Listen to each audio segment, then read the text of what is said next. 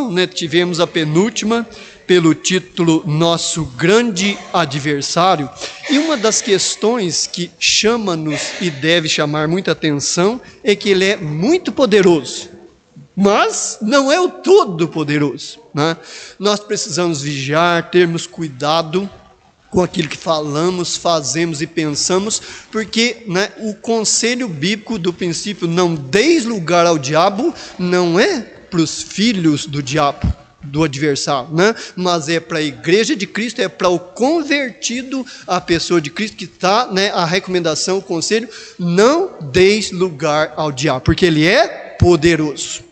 Isso não podemos discutir. Mas louvado seja o Senhor que o autor chega à conclusão, né, e vê que ele não é o todo-poderoso. Então, louvado seja o Senhor. Nós vamos dar andamento, né, na última lição desta manhã, que é a 20ª lição, né? Então, durante esses domingos, estamos aí caminhando com Jesus no livro de 1 Pedro. Nós vamos ver, né, nesta manhã, sobre as estratégias e execuções malignas. O que seria uma estratégia, né? Execução significa o quê? Então, isso deve e vai certamente nos levar a par daquilo que o adversário age, sem sombra de dúvida, sem perda de tempo, em cima, principalmente de novos convertidos, né? Pessoas que estão mais à frente, trabalhando mais arduamente para o Senhor. Então ele está de olho nessas pessoas, dando, né, uma brechazinha, ele adentra. Nós pegamos por base 1 Pedro 5, né, na sua carta primeira de Pedro, capítulo 5, nós vamos ficar nos versículos 10 e 11, tirando por base o estudo dessa manhã. Então veja aí, abra comigo as suas Bíblias, vocês que estão conosco na transmissão, para 1 Pedro capítulo 5, vamos ler os versículos 10 e 11 de 1 Pedro 5, vamos colocar em pé e recitarmos Hebreus 4:12, antes de lermos 1 Pedro 5, 10 e 11. Porque a palavra de Deus é viva e eficaz, é mais penetrante do que espada alguma de 2 gumes, que penetra até a divisão da alma e do espírito, das juntas e medulas, é apta para discernir os pensamentos e intenções do coração. Vamos ler numa só voz esses 2 versículos, 10 e 11 de 1 Pedro 5, 1 Pedro 5, 10 e 11, vamos lá? E o Deus de toda a graça, que em Cristo Jesus, vamos ler juntos?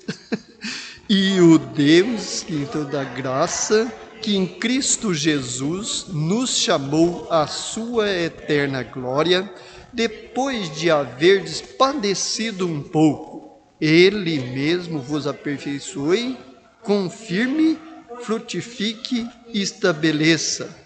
E Ele seja a glória e o poder para todos sempre. Amém. Hoje nós podemos dizer amém satisfatoriamente. Podeis então assentar. Então, né, estratégia. O que seria uma estratégia? É comum, principalmente na liderança do corpo de Cristo, que é a igreja, né, existir uma liderança. Isso é bom, é maravilhoso. Como é que, né, se estabelece algumas estratégias, metas e alvos? É reunindo-se, né, imaginando que já foi feito para Cristo, que pode ser feito. Então cria-se algo chamado estratégia. Ah, não! Nós já estivemos num bairro, evangelizamos há 2, 3 dias, então há outros bairros que precisamos também levar a palavra de Cristo, o evangelho do Senhor. Vejo que isso é uma estratégia, porque lá já ouviu a necessidade de estar ampliando. E é interessante que nós vemos com o adversário não é diferente, não. E a realidade também que apresenta este versículo, do meio dele em diante, depois de haverdes padecido um pouco. Vejam a realidade, tanto da estratégia do adversário, né, procurando um lugar para adentrar. Eu me lembro de uma ilustração de uma denominação que chamava bastante atenção. Então dizia que o adversário tinha muitas ferramentas, e entre elas havia uma cunha. E para a gente que foi nascido no interior, a gente sabe bem o valor que tem uma boa cunha para rachar né, uma tora para transformar ela em lenha. Que utilidade aquilo tinha, amados irmãos? Você não tinha nenhuma brecha ali naquele toco, aquela tora, né, cortada, e ela não caberia no fogão de lenha. Alguns não sabem o que é isso, porque não nasceram no interior, né, mas vão lembrar e vão ver em vídeos, vão, né, se familiarizar com o que eu estou aqui visualizando. Então aquilo não cabia, né, na boca do fogão. Aí não tinha também uma brecha para começar a bater aquela cunha. O que a gente fazia? Pegava um machado, né, pá, abria aquela brecha, misericórdia. A gente sempre trabalhava com duas, né? Você batia uma naquele lugar que o machado começou a brecha, e pá, ali eu me lembro que eu aprendi com meu pai, e um dia eu soltei aquela marreta na minha canela, irmãos. Eu chorei, né? Eu era criança aí de uns 9 para 10 anos e queria aprender, aquela curiosidade, mas irmãos, como isto era útil.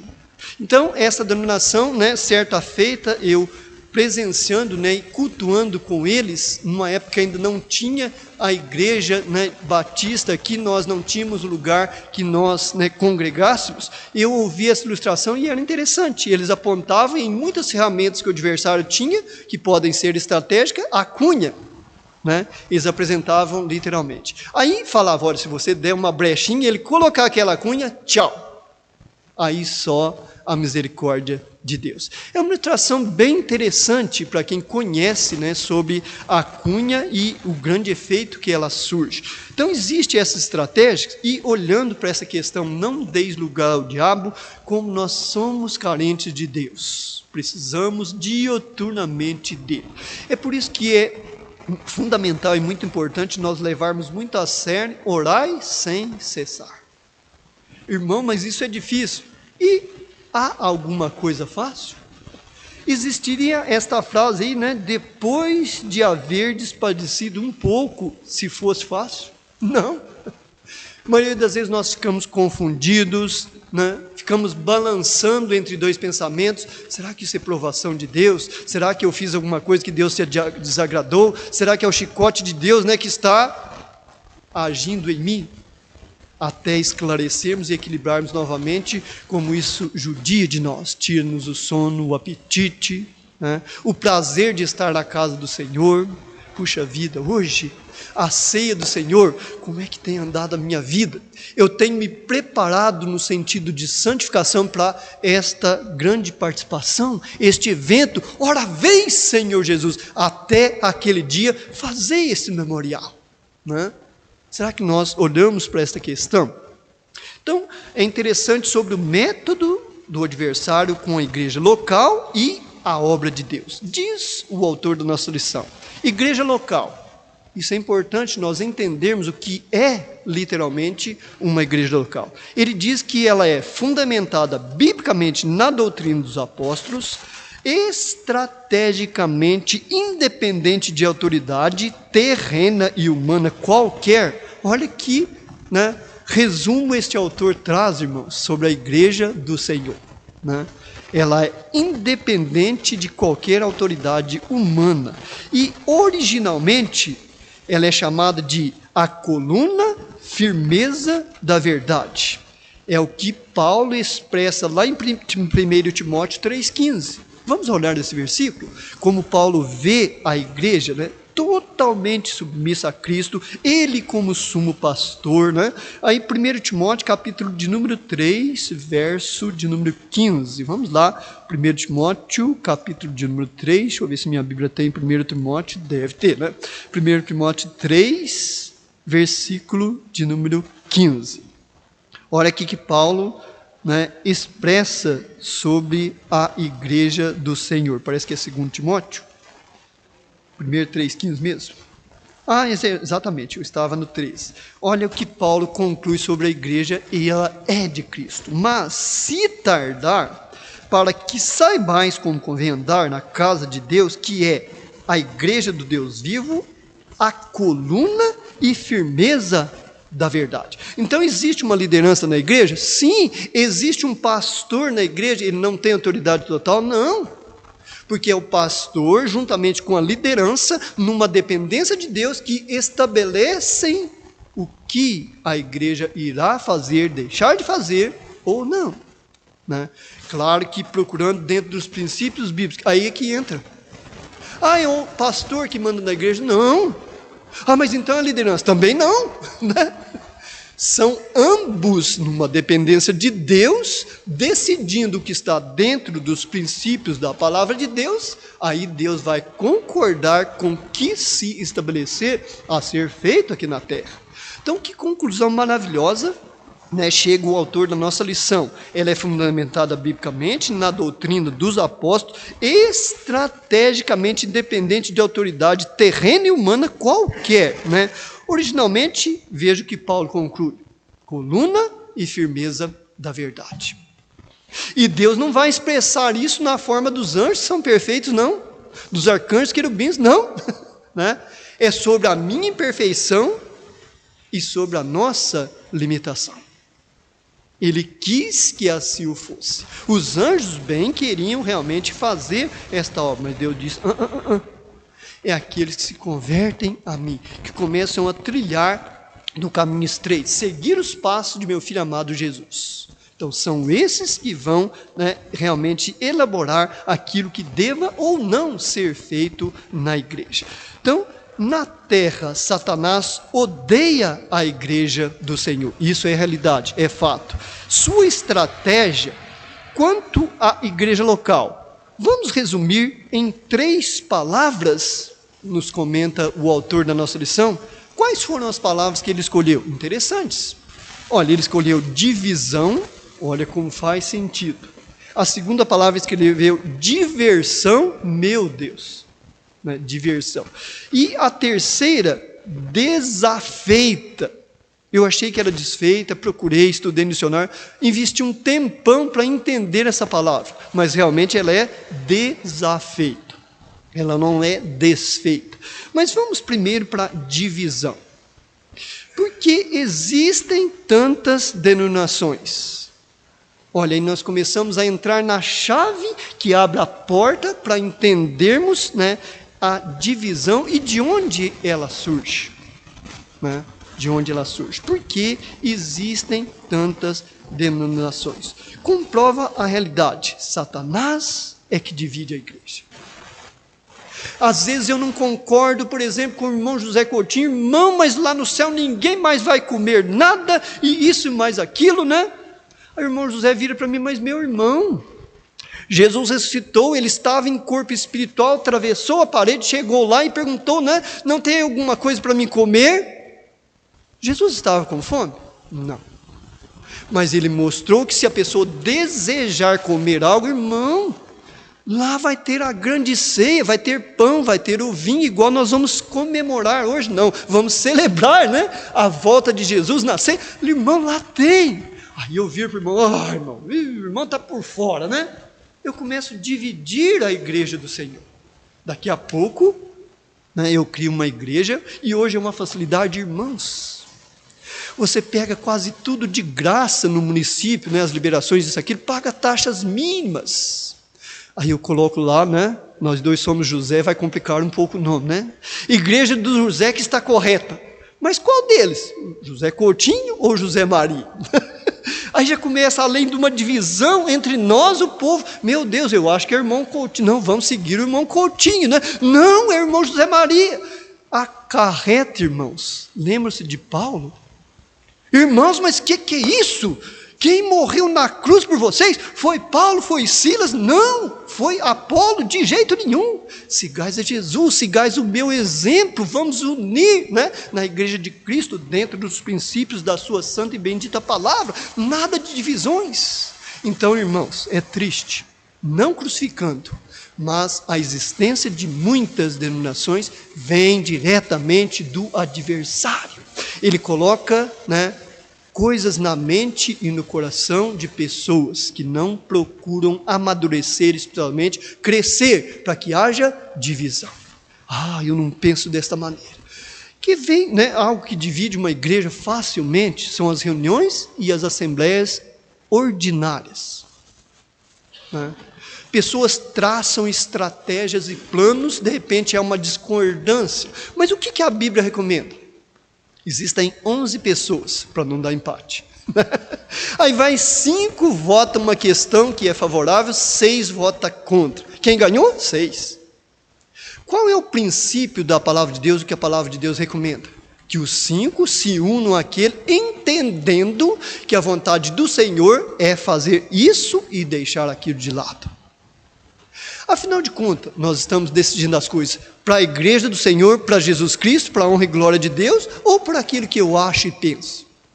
Né? Se nós usarmos, então, esta ótica maneira de olhar para a questão, não vamos, de espécie nenhuma, ter dificuldade de nos unirmos aos 6 que decidiram por X e não por Y.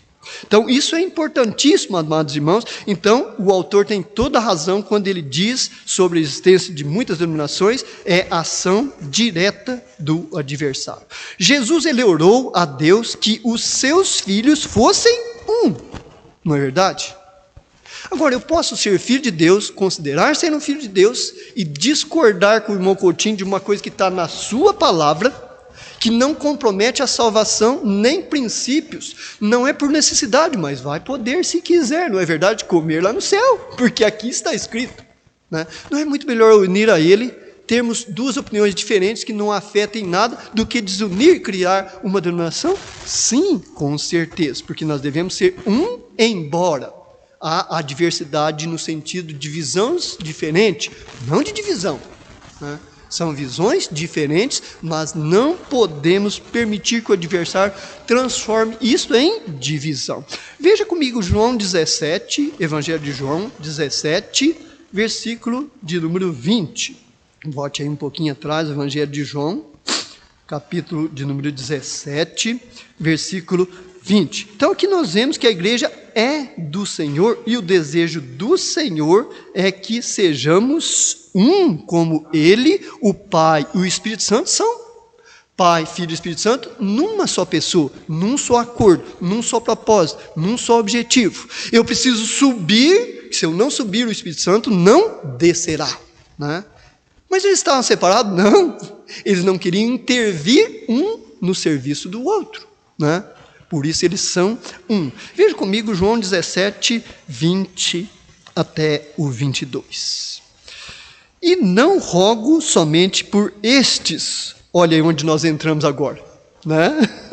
Mas também por aqueles que pela tua palavra hão de crer em mim, louvado seja o Senhor. Eu sou um desses. Você e muitos que aqui estão conosco na transmissão também somos um desses. Então é algo de levantarmos a mão para o céu e darmos glórias a Deus. Que pela tua palavra hão de crer em mim. Para, diz o versículo 21 de João 17, 21, que todos sejam um como tu, ó Pai, o és em mim e eu em ti. Que também eles sejam um em nós, para que o mundo creia que tu me enviaste. Já pensou o prejuízo, amados irmãos, dessas tantas denominações, essas tantas divisões? Não importa a placa, não importa a denominação, não importa a igreja. Deus é um só. Não, mas isso, aquilo, né? Tem muitos caminhos que se chegam aos céus. Olha aí o prejuízo. Né? Olha aí o prejuízo. O importante é ter fé. São as divisões satânicas, malignas, que aparentam um bem danado, um amor, né? Não importa a placa, não importa isso, aquilo, né? O importante é a fé. Irmãos, como isso prejudica o evangelho, né? O nosso testemunho, a nossa convicção, a nossa humildade, a maneira de olhar com misericórdia para outras pessoas. Problema daquela pessoa, é problema dela, né? Ela escolheu estar lá, isso mais aquilo. E às vezes nós deixamos ter misericórdia e contemplarmos a necessidade. Não, ela nasceu naquela denominação, Igreja Batista Bíblica, mas ela não se converteu. Não é um problema dela, não, senhor. Se ela assiste, né, todos os trabalhos, todos os estudos. Mas nós temos a responsabilidade de clamar, de orar, de procurar perceber onde esta pessoa que nasceu numa denominação, que às vezes a gente frequenta, não é verdade? A que ponto ela está espiritualmente? Ela já nasceu de novo? Ela teve uma experiência de receber Jesus como seu Senhor e Salvador? São perguntas, né, que nos levam a raciocinar sobre aquilo que nós estamos ou não fazendo, as estratégias que Deus coloca na nossa mente, no nosso coração, se nós temos usado as mesmas, não é verdade? Então, quão isto é importante sobre essa questão de união. É interessante que o autor, né, ele continua falando aqui, né, sobre esta união da pessoa, da igreja, no caso, juntam-se muitos membros e formam um corpo, e diz em Deus em comunhão, amor, né, que cresça em direção, foi do Espírito Santo, diz o autor da lição, que houvessem muitas igrejas, tendo por cabeça o grande pastor Cristo. Né? Não é de muitas denominações, não, são muitas igrejas. E lembra-se lá de Romanos 14, quem conhece o capítulo 14 de Romanos vai se lembrar do que eu estou comentando. Paulo olha, né, tome cuidado com a sua maneira de agir na igreja do Senhor. Um acredita que pode comer de tudo. Foi o Senhor, morreu por ele e salvou a alma dele. Outro, porém, acredita que não pode comer algumas coisas que contaminam sua alma. Cuidado que Cristo também morreu por ele e recebeu ele por filho. Então vejam que havia muitas igrejas nesse sentido, um respeitava o outro, ou às vezes não, né? Alguns não concordavam. Começou desde lá a surgirem as denominações. Mas o conselho de Paulo era exatamente esta. Por quê? Ela inicia a igreja lá em Atos, né? Ela inicia, nós vemos isso em Atos 2:1. Ande comigo um pouquinho para frente aí de João, está bem pertinho. Atos, capítulo de número 2, versículo de número 1. Aponta para o início da igreja. Olha o que diz o versículo número 1 do capítulo 2 de Atos. E cumprindo-se o dia de Pentecostes, nem um dia antes, nem um dia depois. Olha o que estava acontecendo. Estavam meia dúzia, 5, não, todos concordemente, mas não havia pensamento diferente, claro. 2 irmãos gêmeos idênticos pensam diferente. Mas eles estavam de acordo, né, todos juntos, no mesmo lugar.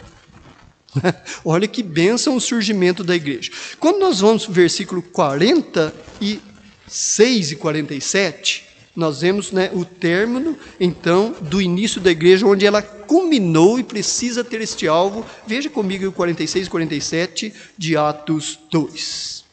Olha a palavrinha que nós batemos bastante nesta tecla semana passada. Né? E, né, o que acontecia aí no versículo 46? Perseverando, andando cada dia, não parando, né? Cada dia seguindo os passos do Senhor, unânimes, pensamentos diferentes, visões diferentes, mas unanimidade. Eu vejo dessa maneira, mas vamos andar que Cristo está indo. Todos os dias no templo e partindo o pão em casa, comiam juntos com alegria e sinceridade de coração, louvando a Deus, diz o 47 do capítulo 2, e caindo na graça de todo o povo, e todos os dias, olha aí o resultado. Né? Não eram as pessoas que convenciam, que emparedavam os não crentes, não convertidos. Você tem que ir para a igreja, se você não for, você vai ver o diabo, né? Ele vai te pegar, Deus vai te castigar. Não, naquele convívio natural, né, respeitando um ao outro nas adversidades, mas unidos. Qual era, né, a consequência disso? Todos os dias acrescentava o Senhor, e olha aí o tamanho da letra S que está aí, né? Não é o Senhor, a igreja, a denominação, o pastor, a liderança, não. É o Senhor Jesus. A igreja, aqueles que se haviam de salvar. Que bênção, amados irmãos, nós olharmos para esses aspectos. A divisão é uma realidade, as estratégicas, né, do adversário, grande, poderosa. Mas quando nós nos unimos procurando respeitar a visão, aquilo que Deus tem dado a cada um, já pensou se todos não tivessem essa visão? A pobreza que seria o nosso conhecimento da Bíblia? Puxa vida, eu nunca pensei que no céu, embora não houvesse necessidade, pudesse comer. Irmão, muito obrigado por irmão me alertar com essa questão, quanto eu estava errado. Olha aí como nós enriquecemos em crescimento e visão das coisas espirituais. É muito importante aquela palavra do Senhor, olha, nem só de pão viverá o homem. Mas quando ele partiu daqui, ele disse: olha, esta é a última vez que eu estou convosco, literalmente comendo, sentindo o sabor do vinho, do pão. Olha como eu vou ficar almejando chegar aquele dia, né?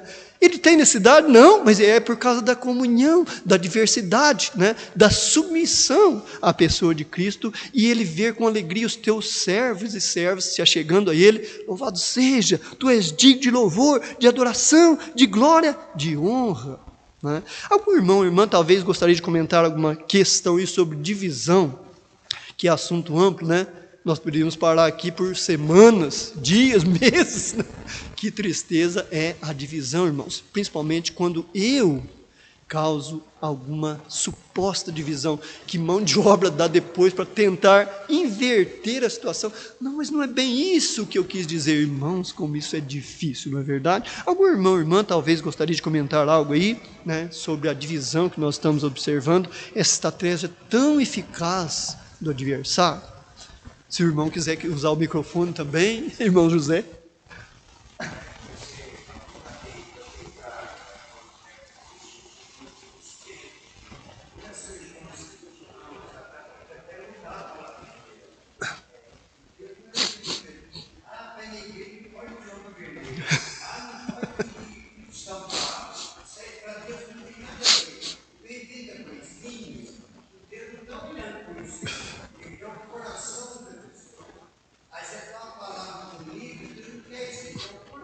Exatamente.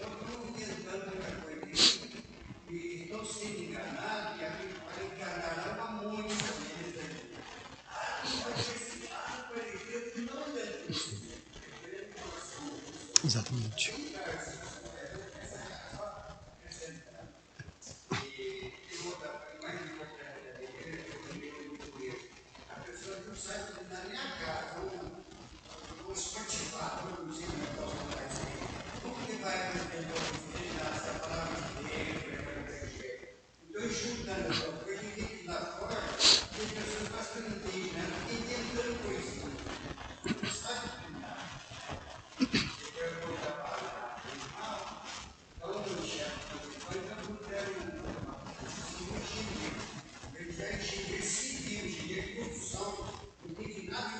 Meu Deus.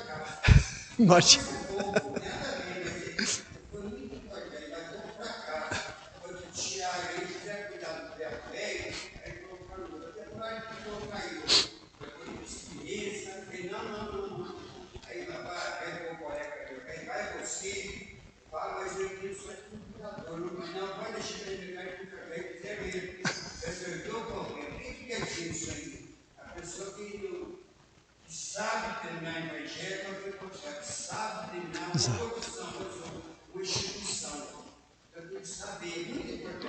Exatamente.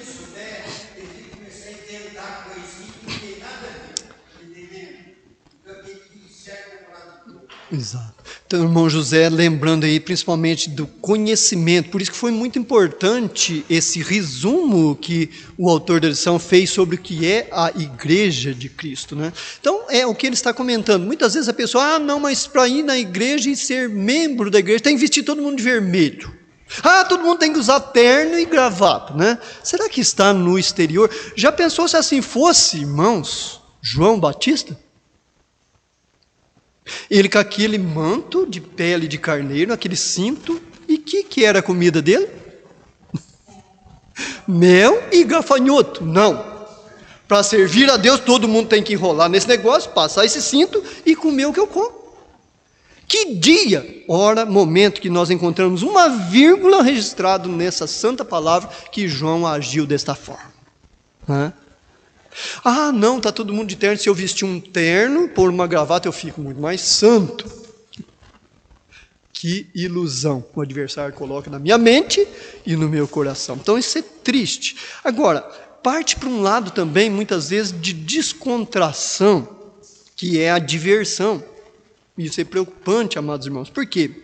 O diabo, nosso adversário, diz o autor da nossa lição, ele procura divertir os convertidos com coisas secundárias e seculares. Isto é uma realidade. E qualquer um de nós podemos ser pego nessa questão. Como consequência, muitas igrejas não distinguem suas atividades. não seguem a orientação do Espírito Santo e o que acontece com isso? Deixam de serem bênçãos pelo Espírito Santo que, bíblica e historicamente, executa a obra graciosa, pregação do Evangelho, resultando em salvação de almas. Então, muitas vezes eu não devo me preocupar muito, por exemplo, em querer agradar as pessoas demais, olhando para que, principalmente, televisão, mídia, internet está fazendo. Por quê? Eles querem chamar a atenção da pessoa, uma pessoa que conversa bem, prender a pessoa ali. É o contrário do Evangelho. O Evangelho deve confrontar o indivíduo, né, a criatura, a pessoa não salva, que não recebeu a Jesus, deve confrontar diretamente que ela é uma pecadora, ele é um pecador e carece da graça salvadora de Deus. Uma vez que prega diretamente, claro, com misericórdia, né? Com misericórdia, com sabedoria, com poder no Espírito Santo, sabendo, né, o que deve falar, aquilo que a pessoa suporta ouvir, então entra todas essas questões. Mas quando a igreja de Cristo age desta maneira, ela não atrai as pessoas para a igreja de Cristo, né, porque lá tem X, tem Y, não.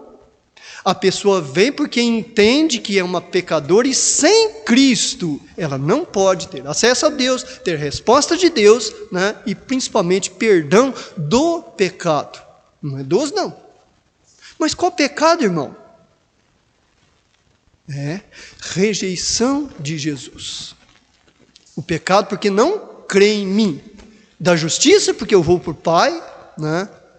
Então vejam que há um pecado que precisa ser perdoado. Agora, pecados, irmãos, é muito triste. Todo dia, quantos eu não cometo, e cada um de nós, que vergonha, né? Eu sou convertido, tenho o Espírito Santo, tenho convicção disso, vejo esta atuação na minha vida diária. Mas, infelizmente, todos os dias, eu cometo pecado. Então, esses pecados, Jesus perdoa. Quando nós reconhecemos, pedimos perdão e tudo. Então, não entra nessa questão, né, tão triste, que é praticamente uma diversão nas coisas seculares. Pensar, nossa, mas se a gente falar em pecado na igreja, né, o povo vai sumir tudo. Não para um dentro da igreja, meu Deus, né? Nós não podemos falar. Mas, irmãos, qual é a finalidade, né, do exortai-vos uns aos outros? Né? Orai uns pelos outros, né? Perderia totalmente estas finalidades. E pior, quando ele conclui aqui que, né, o Espírito Santo, que biblicamente e historicamente que nós vemos, ele executou e continua executando a obra graciosa do Senhor. Deus vai usar a mim, que peco todos os dias, peço perdão, perco o sono, perco o apetite por causa do pecado, isso é realidade de fato, mas é através de mim, de cada um de nós, Senhor, eis-me aqui, que nós vamos anunciar este Evangelho. Mostrar aquilo que Ele fez na nossa vida e continua fazendo. Todos os dias Ele me perdoa, perdoa cada um de nós, não é verdade? Devolve a paz ao coração, nós descansamos, temos paz para dormir fisicamente. Então a diversão é algo complicado. Não sei se algum irmã gostaria, né, de comentar algo aí sobre essas distrações, irmã Lourdes.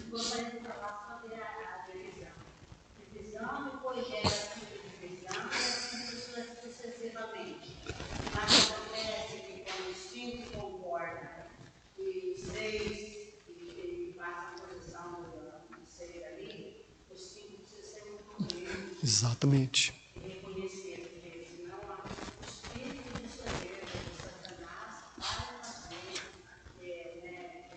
Vai culminar na divisão.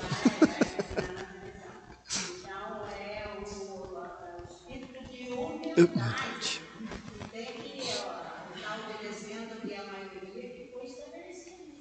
Exato.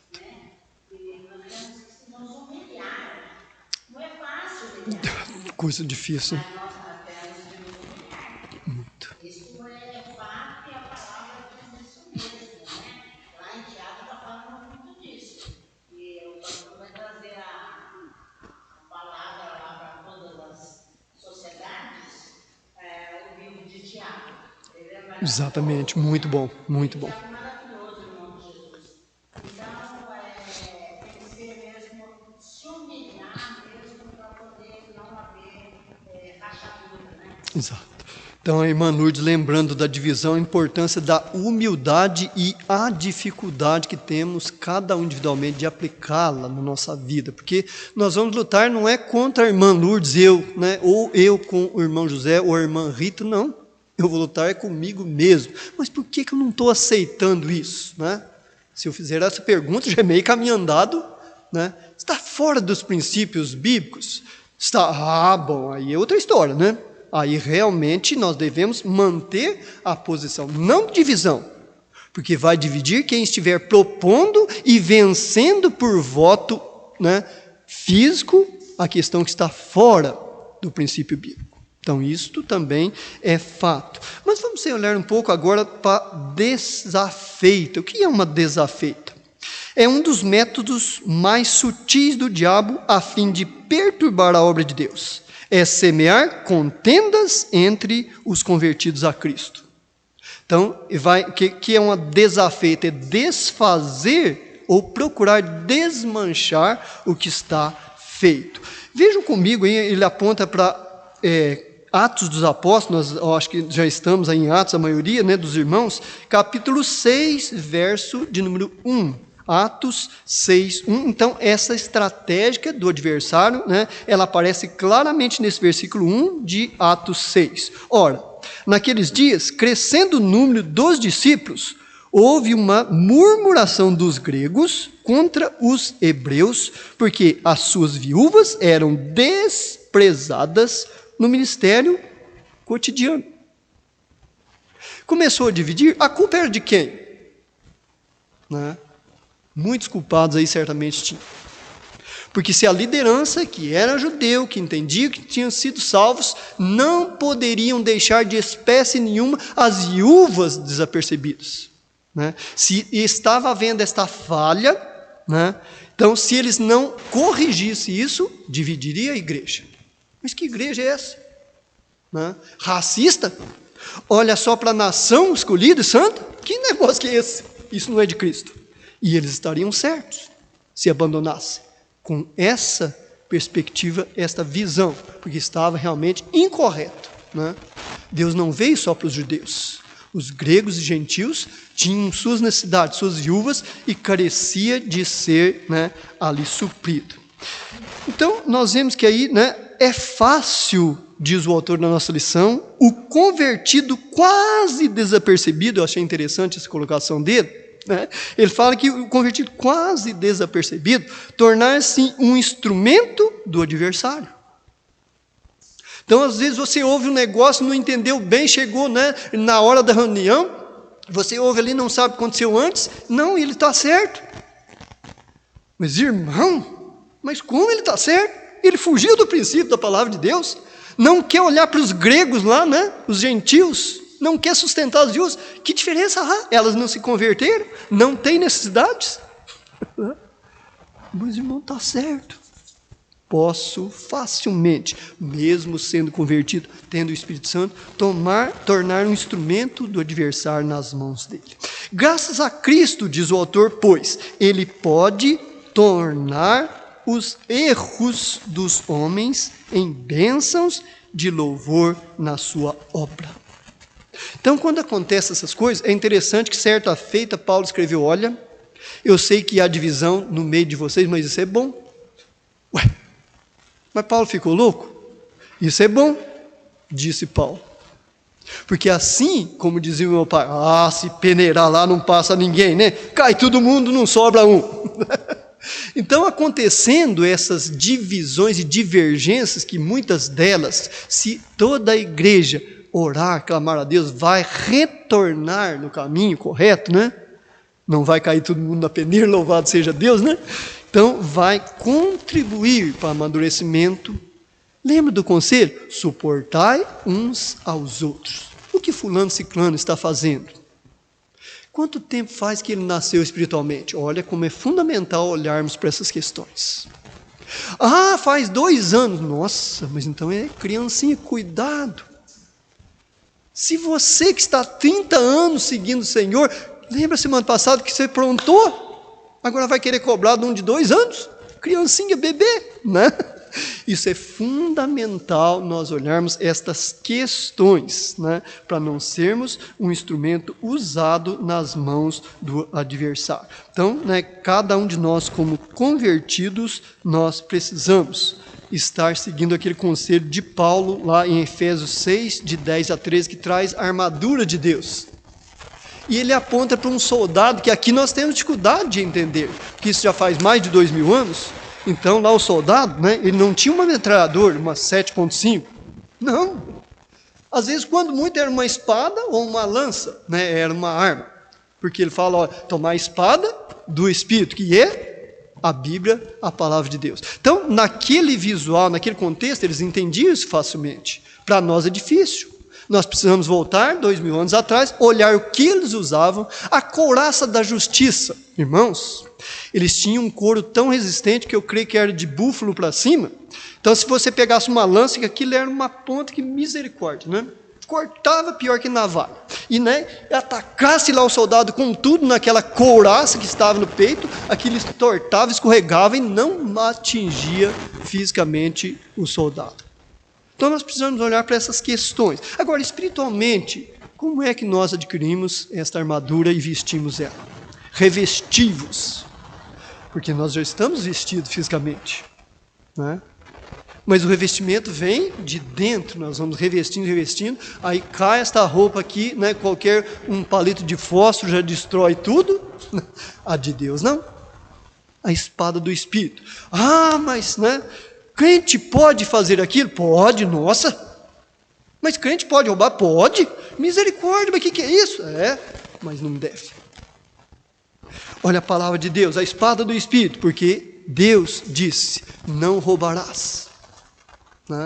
Está vendo que espadada?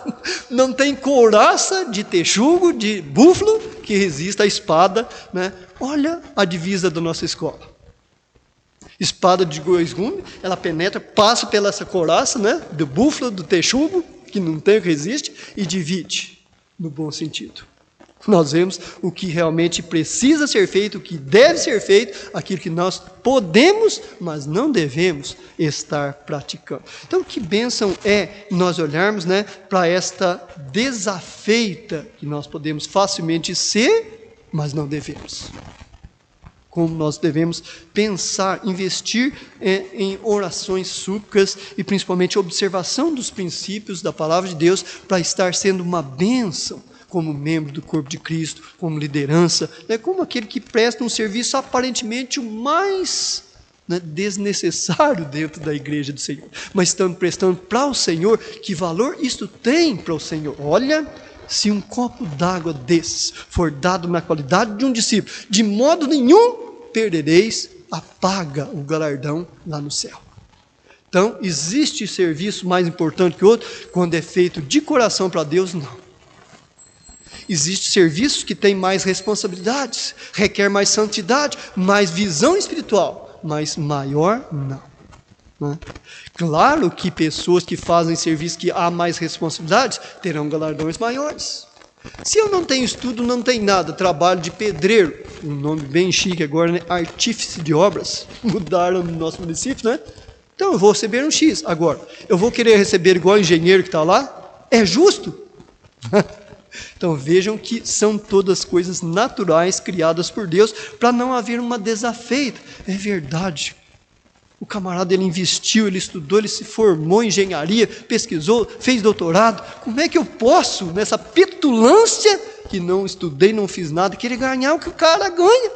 Errado. Eu estou muito errado. Assim agindo, principalmente espiritualmente, nós não vamos desfazer ou ser um instrumento nas mãos do adversário de desfeita, né, daquilo que a obra de Deus precisa ser construída e como cada um dos membros são importantes, desde os mais fracos até aqueles mais maduros, mais resistentes e fortes. E louvado seja o Senhor pelos fracos quando eles reconhecem a fraqueza. Não é dos fortes a vitória, nem dos que correm melhor, mas dos fiéis, né? Dos sinceros, irmãos, que hino, né? Algum irmão, irmã, talvez gostaria de comentar algo aí, né, dessas, muitas vezes, desavenças que dividem o trabalho, irmã Angélica, desfaz.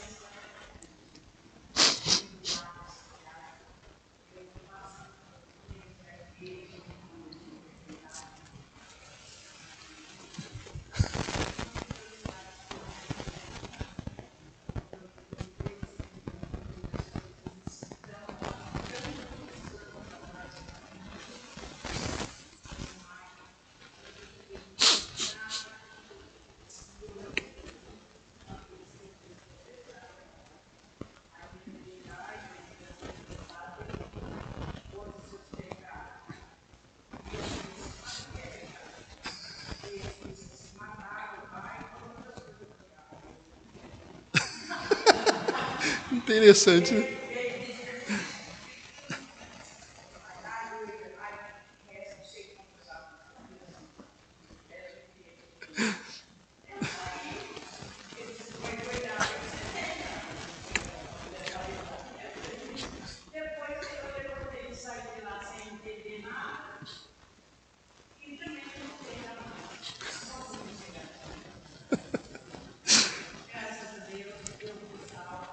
Amém.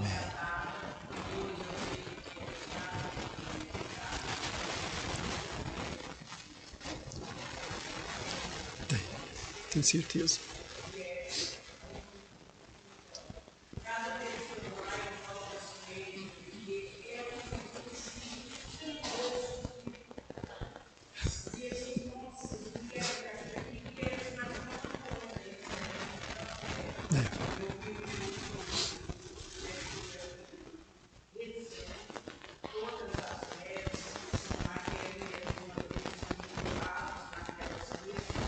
Vem por tradição.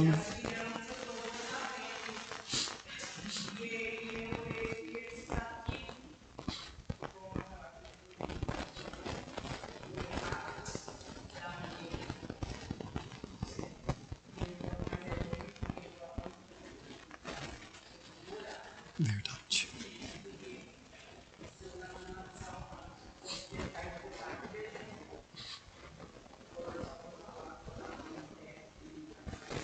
Senhor, que bênção. Uma grande responsabilidade.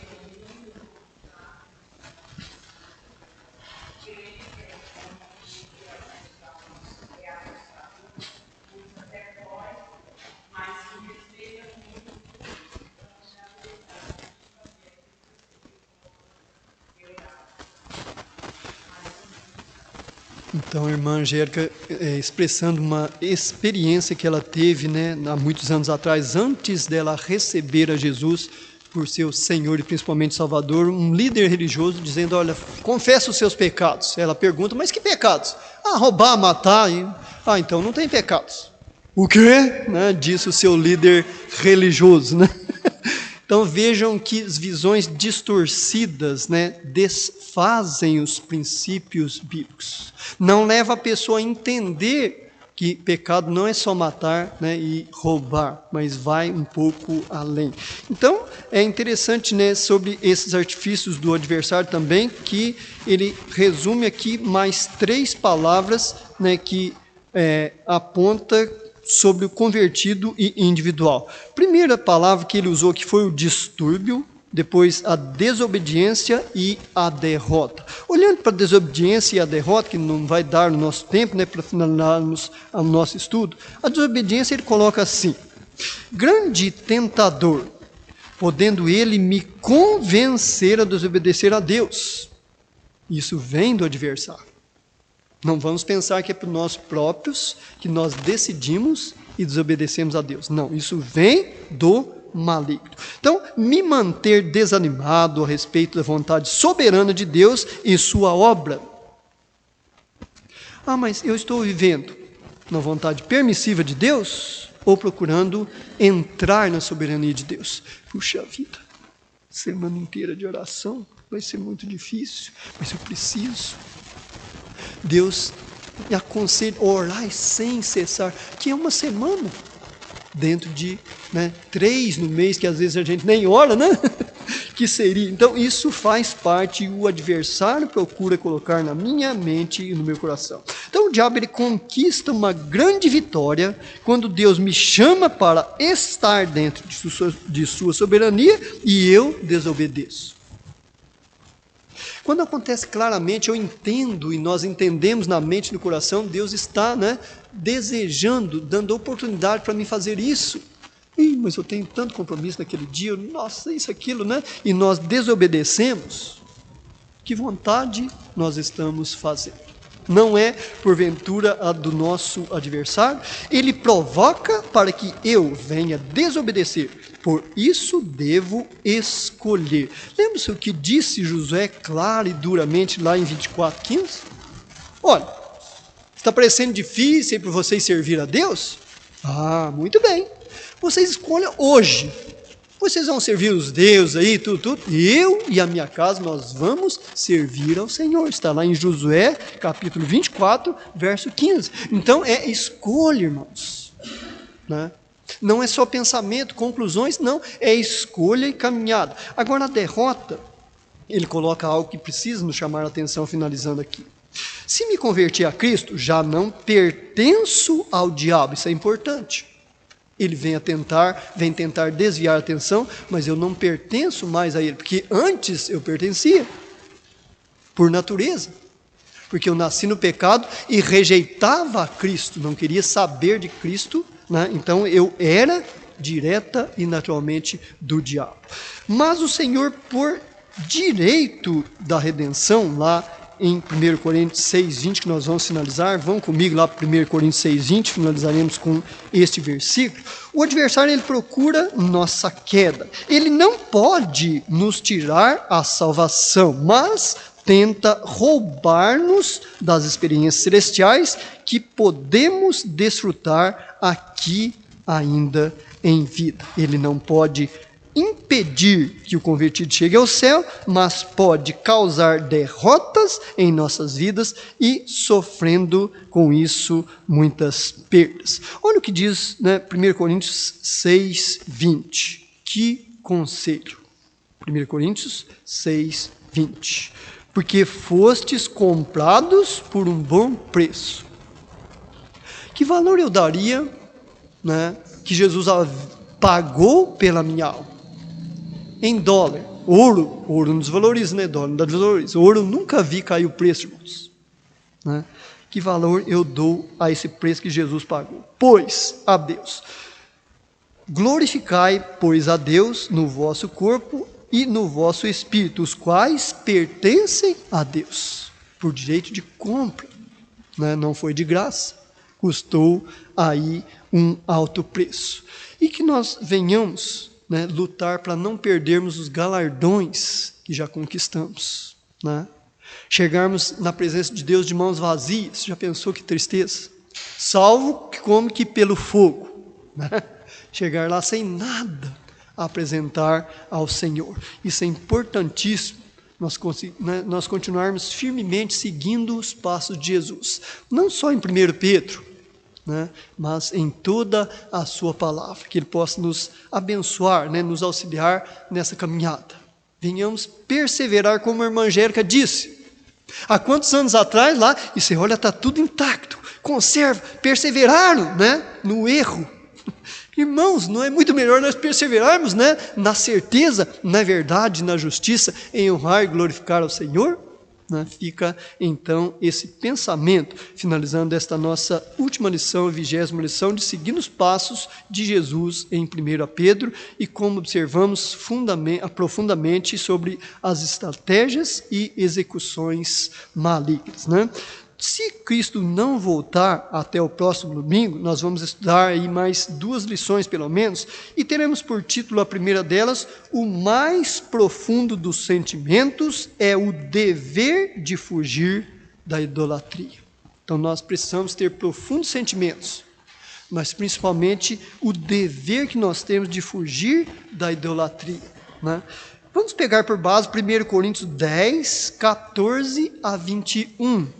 E nós vamos ver que idolatria não é tão somente ajoelhar-se perante alguma coisa. Ela vai bem além. Então, que dever, responsabilidade e alvo desafiador que nós temos? Fugir e, né, condenar a idolatria. Pai, mais uma vez nós chegamos na sua presença. Damos graças ao Pai por chegarmos nessa 20ª lição, esse tempo que o Senhor conservou o nosso coração, ó Deus, gracioso, procurando entender as lições cada dia, procurando nos submeter a Ti, ó Pai, para estar honrando a pessoa de Jesus que morreu naquela cruz pelos nossos pecados. Gratos somos por estas ricas lições e oramos mais uma vez, pedindo e agradecendo por elas especialmente. Em nome de Jesus, amém. Nós vamos estar cantando o último hino, encerrando este momento.